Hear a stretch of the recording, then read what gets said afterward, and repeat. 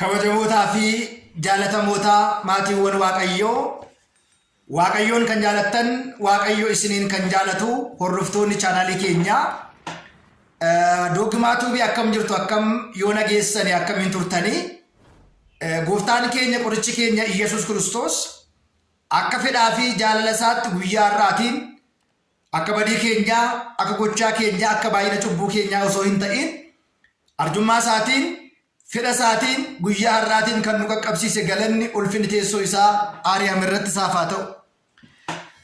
Akka fedhaa fi jaalala waaqayyootti guyyaa har'aa kana dhimma tokko qabadhee dhufeera jechaadha. Dhimmi kunis maalidha jennee gaafa ilaallu yeroo ammaa kana dhimma waa'ee finoota tsirqii wal qabatee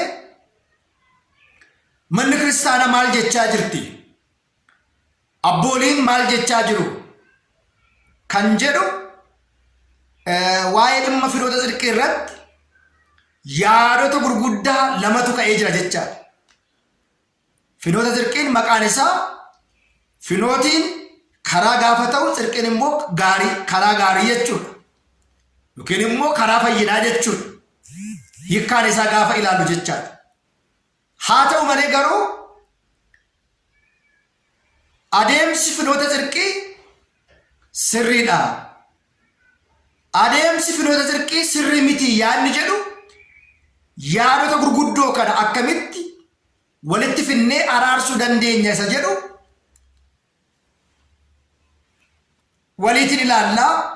Hordoftoonni chaanaalii keenya haaraa taatan chaanaalii kana sabiskiraayibii laayikii sheer gochuudhaan barumsa yeroo hundumaa dabarsinu barumsa yeroo hundumaa isinii laannu irratti hunduma bira qaqqabuudhaaf ga'ee keessan akka baatan maqaa waaqayyootiin isin gaafachaa. Egaa akkuma beekamu akka yaadaatti akka adeemsaatti akka seeraa fi heera mana kiristaanaa keenyatti dhimmi finoota tsirqii kun maal fakkaata isa jedhu dhugaa jiru waan beekamuu qabuu fi waan sirrachuu malu hanqina jiruu fi dogongora jiru walitiin ni dubbanna jechaadha. Egaa duukaa bu'oonni Kiristoos yemmuu tajaajilan yemmuu barsiisan sagalee isaa yemmuu dubbatan waa'ee Kiristoosiif dhugaa dubbannaa isin hin sobnu jedhan. Waa'ee eenyuutiif? Waa'ee Kiristoosiitiif. Namni dhugaa dubbachuu kan qabu Kiristoosiif jedhee namaafis jedhee dubbachuun dirqama ta'a jecha. Dhugaa kan nama dubbisu Waaqayyoodha. Soba kan nama dubbisu immoo seexanadha. Hafuura akkasii Waaqayyoon nurraati haa ifatu. Egaa dhimmi finoota tsirqii ajandaa guddaa se'anaa ta'ee maaliif ka'uu danda'e? Kutaa tokkoffaa har'aa keetti ni ilaalla. Namoonni dhimma kana irratti yaada garaagaraa maaliif kennaa jiru? Yaadi namoonni kennan sirriidha moo sirrii miti? Adeemsii fi haalli tajaajila finoota tsirqii ittiin eegale kun sirriidha moo sirrii miti? Dogongora of keessaa qaba moo hin qabu kan jedhu waliitiin ilaalla jechaadha. Kanaaf yaada keenyatti gaafa deebinu anis akka tajaajilaa tokkotti akka barsiisaa mana kiristaanaatti dhimmi kun kiristaana hundumaa kan laallatu, tajaajiltoota hundumaa kan laallatu, abboolii hundumaa kan laallatu waan ta'eedhaaf dhugaan jiru maalidha? Sobni jiru maalidha? dogongorri jiru maalidha? Wanti cimuu qabu maalidha? Wanti sirrachuu qabu maalidha? Rakkoon jiru maalidha kan jedhu dhugaa jirurra dhaabanneetu waa'ee firoota tsirqii isinitti haasofna jechaadha. Egaa nutis waan agarreerra, waan gaafanneerra, waan hubanneerra dhugaa jirurra dhaabannee waa tokko isinitti himnaa jechaadha. Inni jalqabaan dogongora guddaa firoota tsirqii hojjete keessaa tokko sagantaan karaa firoota tsirqii gaggeeffamaa jiru, raawwatamaa jiru mana kiristaanaa, mooraa mana kiristaanaa keessa otoo hin ta'in mooraa mana kiristaanaatii ala galma mataa isaa danda'e keessattidha. Kanaaf gaaffii isin gaafadha. Galmi kun galma mana kadhannaati moo mana kadhannaati achitti dhaabbachuuf moo maalidha isa jedhu hundi keessan akka hubattan. Walgahii manni kiristaanaa keenya taasistu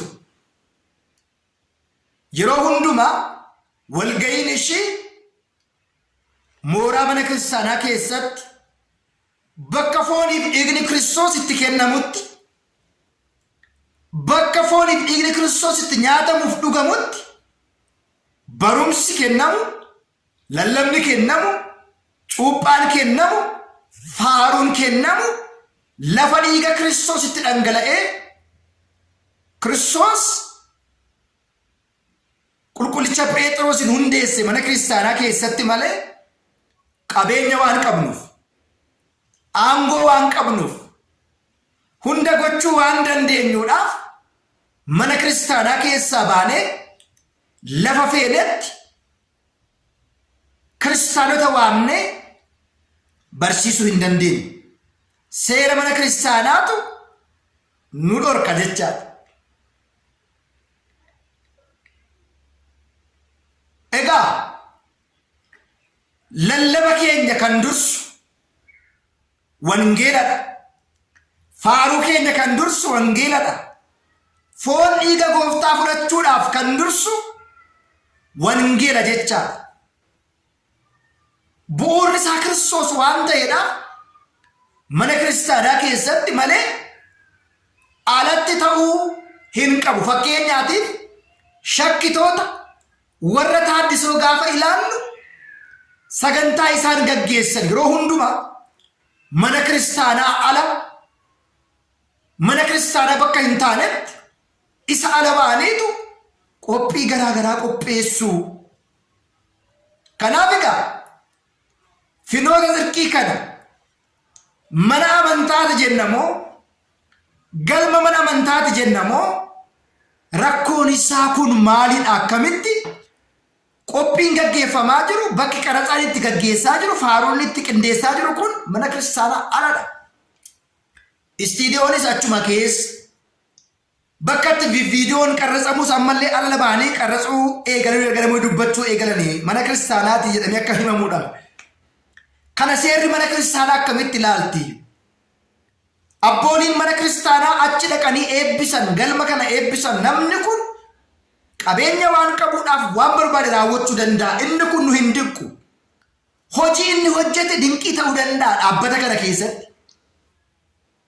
Dursa kennamuu kan qabu garuu kabaja namaaf otoo hin ta'in kabaja Kiristoosiif. Kanaafidha ogummaan jalqabaa Waaqayyoon sodaachuudha jedhee qulqullichi Salamoon kan dubbate sun namni maaliif Waaqayyoon sodaachuu dhise? Abbooliin gaafa affeeraman, tajaajiltoonni gaafa affeeraman, barsiisonni wangeelaa gaafa affeeraman haa lakkii nuti mana kiristaanaa alatti, galma mana kiristaanaa alatti eessumatti illee dhaqnee tajaajila akkasii gaggeessuu hin dandeenyu. Manni kiristaanaa jira. Galmi soo barbaachisa mana kiristaanaa keessatti lafa gaafatee qaamni kun ijaaruu danda'ayu. Dogongorri guddaan inni jalqabaa qophiin gaggeeffamaa jiru mana dhuunfaa yookiin immoo galma dhuunfaa ta'uunsaa finoota zirqiin shakkii keessa akka galuu fi namoonni akka qeeqan nutis akka qeenu kan goone ni jalqabaa isa kanadha. Inni lammaffaan gaafa kana jennu namoonni tokko tokko mufachuu danda'u. Yaada hin taane irratti darbachuu danda'u. Deebii hin taane nuuf deebisuu danda'u. Amma gaa dhugaan Kiristoosidha. Waa'ee Kiristoos dhugaa dubbanna, dhugaa hojjenna, dhugaa lallabna, isin hin sobnu jedhanii duukaa bu'oonni Waaqayyo. Namni mufatu jiraachuu danda'a. Namni faayidaa ta'e wayii argatu jiraachuu danda'a. Namni waa kaffalamuuf jiraachuu danda'a. Nuti garuu dhugaa haasofna. Inni lammaffaan dogongorri guddaan inni lammaffaan hedduun isaanii warri as keessa finoota zirqii keessa hojjechaa jiran baay'een isaanii gartuun isaanii warra taaddisoo irraa deebi'ineera jedhee karaa mana kiristaanaa eeyyamamee fi amma mana kiristaanaatti deebi'an. Gartuun isaanii immoo siruma kan hin deebine akkuma ba'anitti kan hafan achi keessa jiru. Kunis dogongora gurguddoo lammaffaa finoota zirqii adeemsa finoota zirqiiti. Inni sadaffaa fi inni guddaan haala ittiin faaluun qindatee amma dhiyaachaa jiru. Adeemsa ittiin faaluun kun qindeeffamee dhiyaachaa jiru sirri mitii. Maaliif yoo jettan qulqullichi Daawit faaruu isaa irratti maaliin faarfachuu akka qabnu kaa'ee jira. Seera mana kiristaanaa jira.